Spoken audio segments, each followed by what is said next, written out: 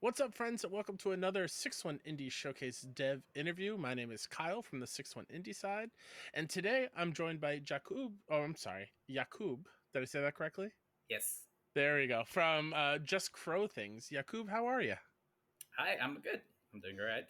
Yeah, I want to first foremost thank you for allowing us to show off Just Crow Things. We're super excited for it.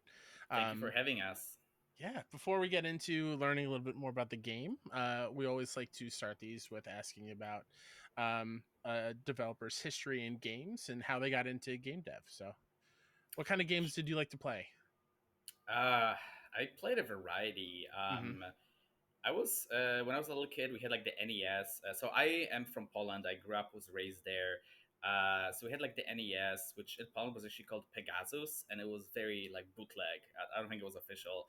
Um, and then kind of after that, I stayed with like some Game Boys, but I became kind of like a PC gamer. My family just got a computer, so played all the Wolfenstein, a bunch of like Croc 3D, which is like a 3D platforming game, just like a Hell yeah, I bunch of love random, Croc. Not many people right? remember Croc. I loved Croc.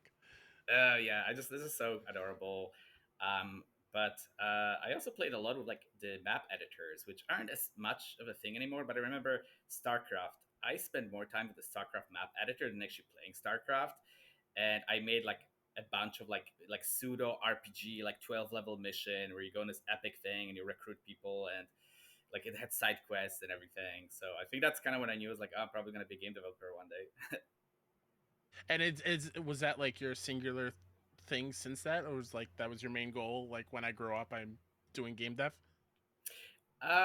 No, it's I would say it's a little bit more long-winded. So I kind of grew up in Poland, and around 15 is when I my family moved to the US, and then I also ended up living in a few other places. I lived in Japan for a while. I had my master's in North Ireland. I was also in India for a bit, and I actually studied liberal arts, and my master's is in comparative ethnic conflict, which is kind of a very specialized field under political science.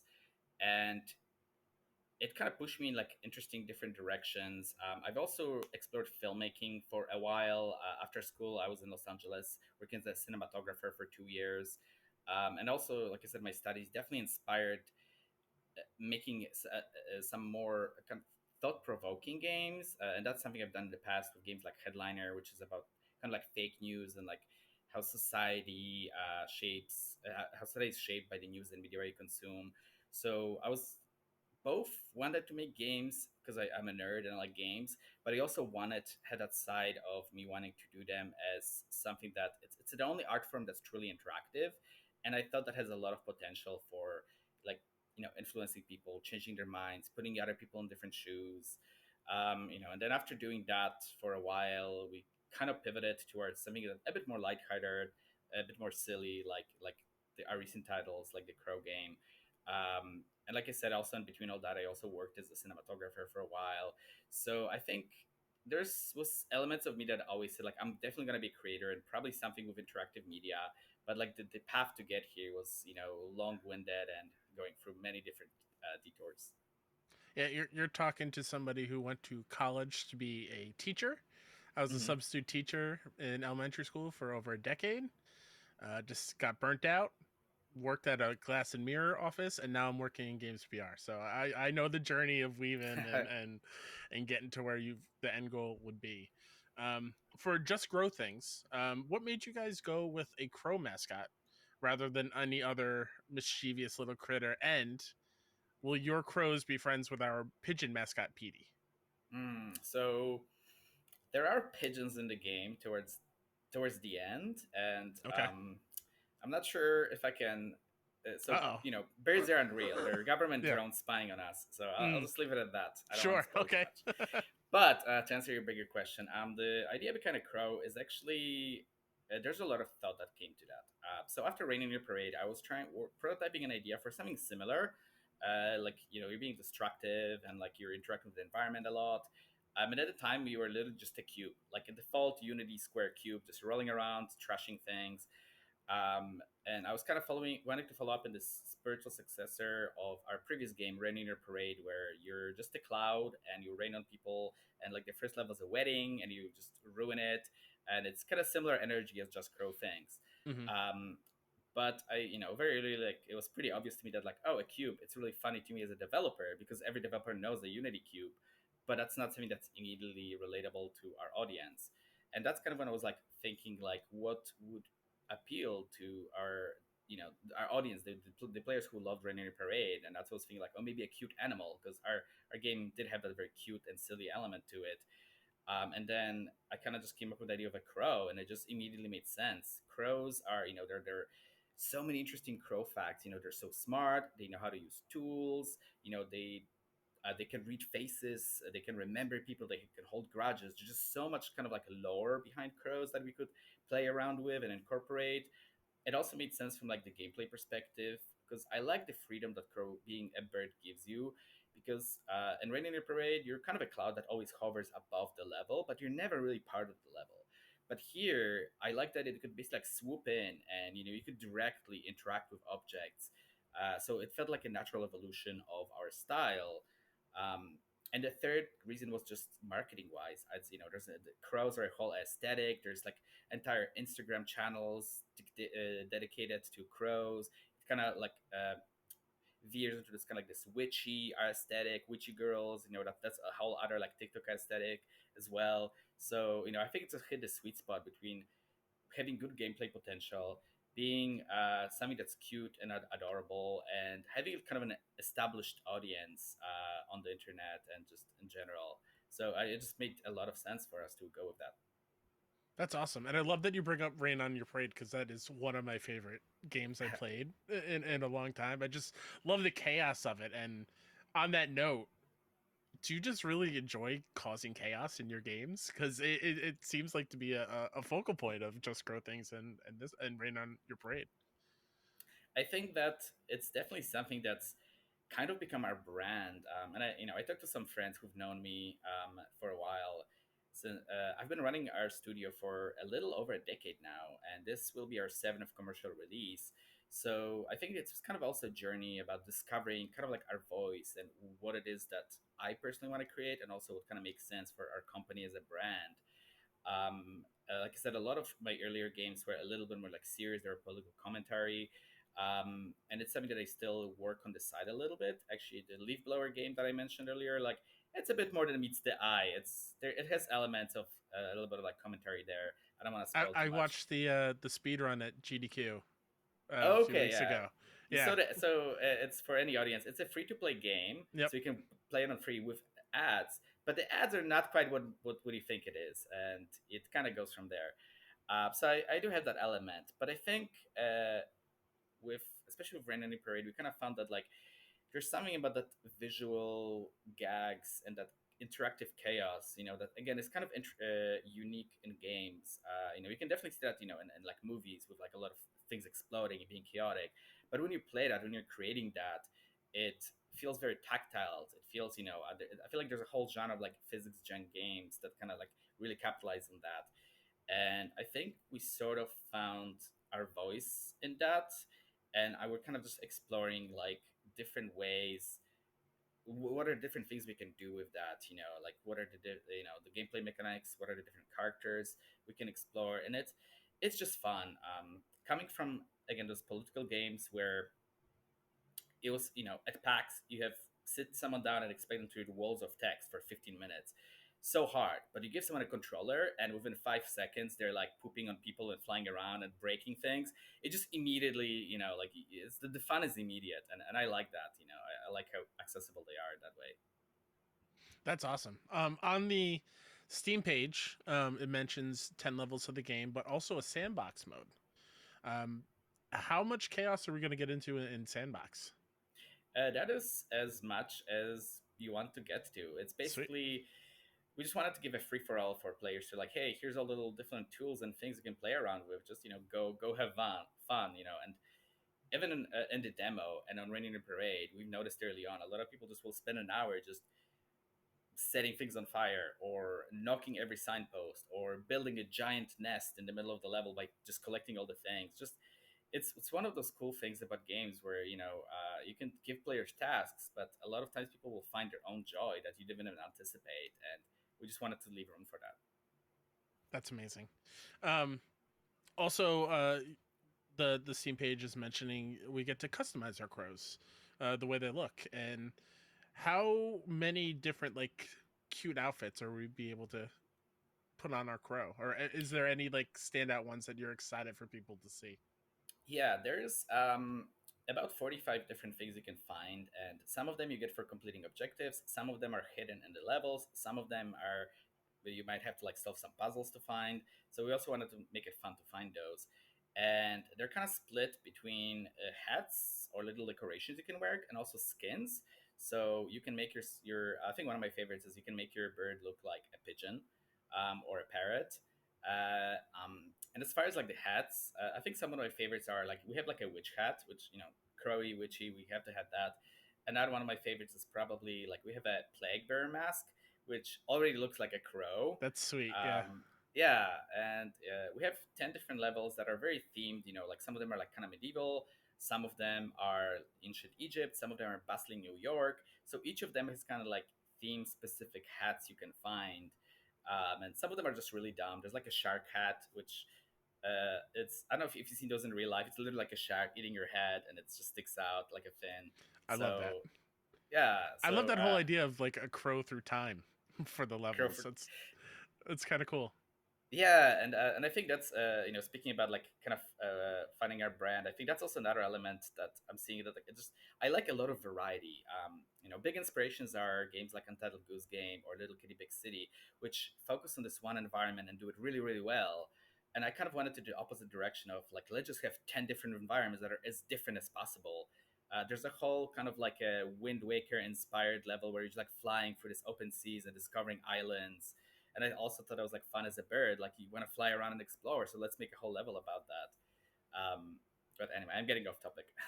So in Just Crow Things, you are collecting shiny trinkets. Do you collect any shiny trinkets in real life? So I know some of our team members definitely are into like badges and pins from different conferences. I'm not as big on those personally, if I'm gonna be honest. But something that I have been collecting that I think technically counts as shiny is all the lanyards from all the events I've been going to for the past 15 years now, I guess. Like the material is kind of shiny and a lot of times they come like plastic sleeves. So I count it. And I actually have a display. I just basically hung them in like a chronological order, like on my wall, like above my kitchen. And it's kind of nice to kind of look at them and be like, wow, I how many events I've been to and how far I've come. My very first one is from E3 that when I was working as an intern at this game company in Los Angeles, years ago, and now towards the end, it's my own like GDC passes and my speaker badges from events. So it's nice to see like that journey and how far I've come for I love all that. this. Yeah, I have my own little collection. Like funny you say that. I have my Summer Game Fest one, which is the Nice. closest I'll have to an E3 one because now that that's dead. Yeah, Yeah, and I like that idea of having it like on your wall, like in chronological order. I might steal that from you for my own badges do that it. I Yeah, do it. have. We are recording this a few days ahead of the game's release.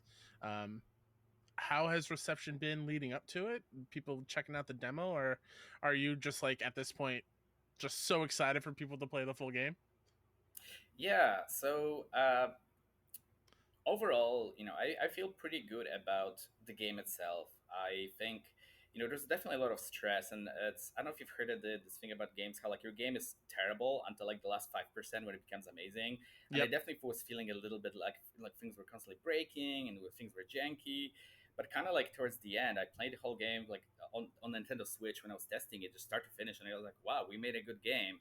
And I feel really proud of everyone on our team who's doing a fantastic job. And I think for a lot of the development time, I was feeling a little bit, imposter syndrome and insecurity, both about the development, but also about the kind of like where we are as far as like, our wish lists go, about our coverage. We weren't really quite getting what I wanted. And was hoping for, but then actually around like Summer Game Fest, when we participated in several different, we were there at Guerrilla Collective, so I flew to NLA to exhibit. We did part of OTK Game Expo. We've also been invited to be part of the women-led games because more than half our team is women, and some are in like art leadership positions. So all those events kind of really, I feel like, put us on a map, and we kind of just saw this like giant explosion where in a week we basically like doubled our wish list from the past 10 months. It was just like, whoa, it's just a great moment that made things feel a lot more like promising and exciting. And I feel that kind of put us back on the right track. And now we just lifted the embargo this week yesterday, so now we're getting like coverage, we're getting streamers, we're getting some early reviews, and so far I feel really happy with the coverage we're getting. All the reviews are positive. I think they're somewhere in like 7.5, like 9 point range, which I feel like really happy about. We're definitely seeing a lot of influencers being super excited and basically doing the thing we hope they would do, just like spending an hour on the tutorial level, just breaking things Yeah. because it's just inherently fun to do. And we still have 2 days to go before the release, Mm-hmm. so there's still some level of uncertainty. I'm definitely a numbers guy, so I look at analytics, I look at other games, so there's like still a lot of uncertainty. But I feel cautiously optimistic, and either way, I definitely feel proud of what the game is and what our Mm-hmm. team has accomplished, and what everyone, especially Lorena and Lauren right now, they're the ones who are focusing on all the marketing efforts and doing a fantastic job keeping tabs on things. So yeah, it's scary but also Yeah. exciting, and yeah. That's super cool. That's super Yeah, cool. and also like I already pushed another update last minute based on like watching Yeah. streams and be like, oh, that's Okay. that's we can improve this thing. So there are a lot of the last minute updates. Yeah, that's a good thing to bring up. How many like last minute things between now and Thursday, the 2 days from now, when the game releases? So how much tinkering are you going to be doing? So thankfully not that Good. Good. Good. much. Good. There's been, like I said, a very minor things like, oh, in sandbox mode, if which is after you beat the game, if you like try to customize your character and you press one button, it pops up this little menu that shouldn't be there. Mm, It's like very minor thing, nothing. sure. Thankfully, no crashes, nothing Good. game breaking. We kind of had that in development, especially like on consoles, where like, oh, the game will just randomly crash for Mm, no reason, and I was like, and then get this obscure some low level errors and like GPUs on the Unity like core that I can, it's like, so we fixed those, but like you never really know if you fix those. yeah. It's like, Mm-hmm. did we fix those, or just like occurring less frequently? But so far, there's nothing that like there's definitely like room for improvement. And like I said, some of the reviews we're getting, they're also like doing some very fair criticisms about things that we could do better. That some of it I can last minute tinker, some of it is just lessons we can take for the next game. But overall, I feel we're in a pretty good shape. There's nothing like disastrous, and it's more like just like, oh, here's a little few things that maybe would make the game like 2-3% better, that aren't a big deal, and I'm not as stressed as I was with our previous releases. Awesome. Hopefully, yeah, but again, we'll find out on Yeah. Thursday. Exactly. Yeah. Yeah. Yeah. Yeah. Before we get out of here and you let everyone know where they can play Just Crow things and any updates on the game, I'm going to ask you a question that's open ended. There's no right or wrong answer. We ask Mhm. all the devs this question, and it's fascinating to hear the different answers that we get from this one. But to you and your studio, what does being indie mean? So I think that's a very complex label that can be answered differently based on kind of what perspective you take. And I personally don't have just one definition, because I don't know, maybe because I've been in industry a lot, maybe because I'm like the business team analytics lead aside from being the creative. So I kind of see things from both those different perspectives, and I think they're all valid. I think one description that I've heard that I think I agree is that indie is very quickly becoming more of an aesthetic than a meaningful like a business definition, kind of like what we've seen in music. I've seen people compare it to that, and I think that's very true. Where it's more about the vibe, and I think if I wanted to be a purist, I would say it's independent. Indie means independent, so you made it by yourself. But that's a very tricky definition too, because for instance, one of our games, Headliner Novi News, it was self-funded. We made it ourselves, and I published it. We self-published on PC, Steam, and on Nintendo Switch in the US and Europe regions. But then worked with a publisher who ported it to consoles like Xbox and PlayStation, and they published it on those platforms. Plus on Nintendo Switch in Japan, because they kind of like specialize in bringing Western games to Japan. So is that game indie? It's kind of like, I don't know. I don't know how to answer It's that. tough. And Yeah. exactly. And I think it's definitely my purist self wants to say that if you're self-funded and you have full creative control of your over the game and IP, and you're maybe using a publisher just for like distribution, I would count that as indie. But if you're being funded, and if the publisher is having any kind of creative input, I feel like maybe that gets in that murky dirt. It doesn't necessarily mean you're not indie, but like you're not quite not indie, but you're also not full indie. It's kind of that I feel like it's like it's not a binary. It's more like a scale, where I think you just Yeah. fall somewhere in there. Yeah. Yeah. I love hearing everyone's answers to this because it just truly shows like Hmm. the layers that label is. Because like indie means something different to everybody, and there's no wrong way to define it, and it's just fascinating to hear other people Yeah. try to. If you don't mind me asking, and Yeah. I guess you can cut it out. Like, how do you define indie? How do I? Indie to me are people who strive to make something that they are excited about and aren't afraid of taking risks and um are committed to the cause no matter what. And like I don't want to say like straight up refuse, but like not letting other people dictate how to make their game. Hmm. Like they have a vision, they go for it, and they don't let too many hands get into the pot. You know, Hmm. like they stick to it. They have their vision and they go with it. That's kind of how I view indie. That's kind of how we operate at 6-1 indie. Just because Hmm. like we have a collective vision and we kind of go for it and try to stick to our guns as much as we can. I like that. I think that's a more eloquent way of saying kind of what I was saying earlier Yeah. too, where Mm-hmm. it's like it just depends on like how much control, like if you have that independent control over your own creation. Absolutely. Yeah. Yeah. Well, thank you for joining me, Jakub. Is there anything else you want to add? And if not, where can people play Just Crow Things? And uh, where can they follow you? My mind went blank for a second there. Go for it. No worries. So the game is out on PC, on Steam, on Nintendo Switch, and Xbox, and we are working on a PlayStation version next. Unfortunately, being a smaller team with limited resources, we weren't able to do everything simultaneously. And as far as to add anything, we love seeing people share the chaos they're creating with us. So if you're still using Twitter or X, definitely like tweet at us, send us your cool screenshots. We do have a photo mode in the game that lets you capture like all your chaos in full glory. So definitely send it to us. We also have a pretty active TikTok where Lorena has been doing a great job sending content, and we've also been growing our Instagram recently as well. And I don't know if you're gonna have links or you want to like tell what those are.